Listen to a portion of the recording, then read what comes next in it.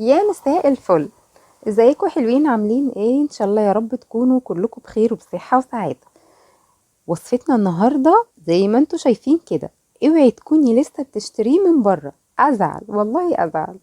هنعمل النهاردة مع بعض الشيش طاووق زي ما انت شايفة كده بالظبط، وكأنك جايباه من بره زي الجاهز واحسن.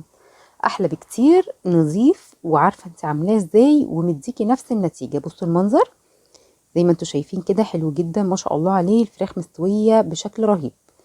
تعالوا بينا نسمي بسم الله ونصلي على رسولنا الكريم. حطي لايك للفيديو ويلا بينا. هعمل هنا التتبيلة بتاعة الفراخ يا جماعة. معايا طماطم، بصل، فلفل اخضر، ومعايا توم. انا جبت من كل حاجة اتنين وسط، يعني طماطمتين وسط، بصلتين وسط، قرن فلفل اخضر ممكن يكون سبايسي زي ما انت عايزة.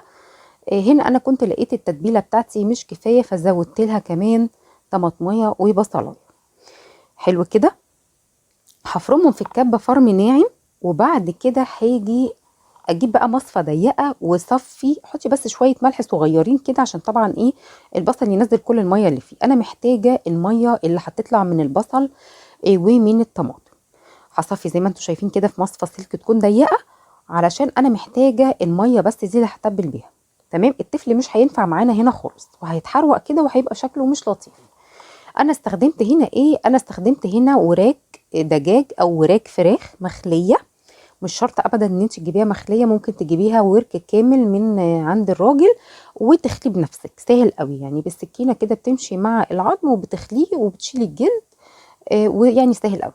طيب تعالوا نشوف البهارات بتاعتنا. معايا ملح، فلفل اسود، بصل باودر، توم باودر، بابريكا، وباكو كده من البهارات الجاهزه بتاعت الشيش طاووق او بهارات المشاوي اللي يعجبك. بتدي طعم حلو جدا خطير زي بالظبط اللي بتجيبيه من بره واحسن.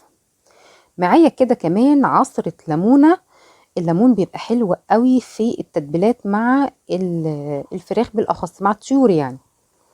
كمان جبت معلقتين كده كبار من دبس الرمان. دبس الرمان هيديني مزازة وطعم حلو في نفس الوقت للفراخ، وفي نفس الوقت هيديكي كمان لون رهيب. هنزل كده بشوية من التتبيلة اللي انتوا شايفينها دي كده على الفراخ وهقلبها. خدي بالك بقى هنا من حاجة، انا هشتغل فيها على طول. حد هيقول لي ايه ده انتي مش هتتبليها؟ لا ابدا، انا مش هسيبها في التتبيله. هشوفي دلوقتي معايا هعمل ايه. كملي معايا الفيديو للاخر علشان تشوفي كل التكات عشان تطلع معاكي بالظبط جاهزه زي اللي بتجيبيها من بره. طيب انا هنا جبت معايا، ادي ده بقى الخضار اللي انا هستخدمه.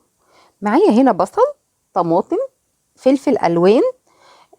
ما عنديش فلفل الوان، عندي فلفل اخضر، مفيش اي مشكله. يبقى هستخدم مثلا بصل وفلفل اخضر وطماطم وهيطلع معاكي احلى من كده مفيش. بمنتهى الامانه الحاجه البسيطه ربنا بيبارك فيها وبيحليها. فما تقفيش على اي حاجه يعني الفلفل الالوان ده مجرد ان دي حاجه كده ايه. بصوا يا جماعه، ده منظر ديكور يعني، مش متوفر مش هعمل بيه، مش فارق كتير. هعمل كده زي ما انتوا شايفين. هجيب بس الخله بتاعه الشيش طاووق. حد هيقول لي طب انا ما عنديش خله بتاعت الشيش طاووق. ما تشغليش بالك خالص، الكلام ده كله ممكن يستوي في الطاسه، اي طاسه تيفال ولا اي حاجه تكون ما بتلزقش عندك، سيراميك اي حاجه يعني. وهيستوي على النار عادي خالص. ممكن قوي تحطيه في صينيه وتدخليه الفرن، ومش شرط ابدا كمان الخله بتاعت الشيش طاووق. هنا انا كنت عملت الكميه كلها زي ما انتوا شايفين كده في الخله. وبدات انزل عليه بالتتبيله وهسيبها بقى هنا كده شويه في التتبيله زي ما هي تقريبا كده. بصوا يا جماعه، في حوالي كده ساعه، ساعه ونص، ساعتين، ما تكتريش يعني، بس خليها في التلاجة. بعد ما سبتها شويه في التتبيله جبت زي ما انتوا شايفين كده بقى ايه الصاج بتاع الفرن، وبدات اغلفه بالورق الفويل طبعا عشان ما يتحرقش. وحطيت عليه الشبكه بتاعه الفرن برضو او اي شبكه عندك.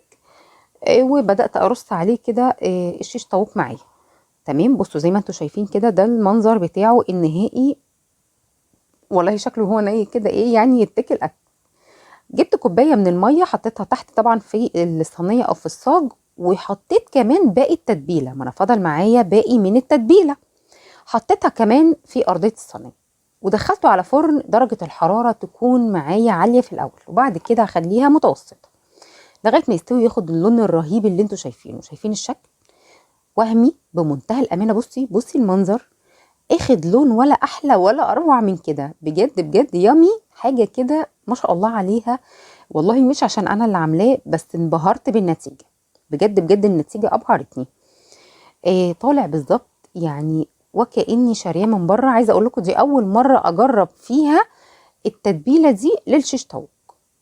لو لسه بقى مكمله معايا لغايه هنا، حطي بقى من فضلك طبعا لايك للفيديو يا جماعه. اللايك والشير ده بيرفع كتير من الفيديو، بيخلي كل الناس تستفيد. يعني انا مش بطلب منك لايك عشان تشجعيني وبس، لا بالعكس، كل ما بتحطش لايك كل الفيديو ما بينتشر وكل الناس ما بتشوفه وكل الناس ما بتستفيد اكتر، وهو ده يعني هدفنا، ان احنا نفيد بعض. تمام. ما تنسيش بقى لو ما عملتيش اشتراك في القناه اعملي اشتراك في القناه، واهم حاجه فعلي زر الجرس على الكل علشان تشوفي كل الوصفات اللي بنزلها بامر الله. بصوا المنظر، جربوا الوصفه دي، منتظره تعليقاتكم وكومنتاتكم، بحبكم كتير وبألف هنا وشفا.